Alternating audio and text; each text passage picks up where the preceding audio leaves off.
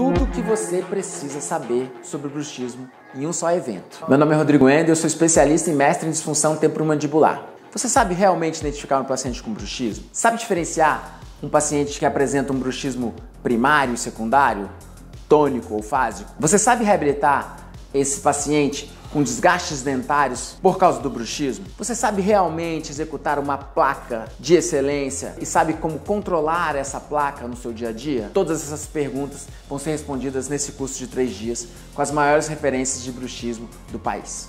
Vem com a gente!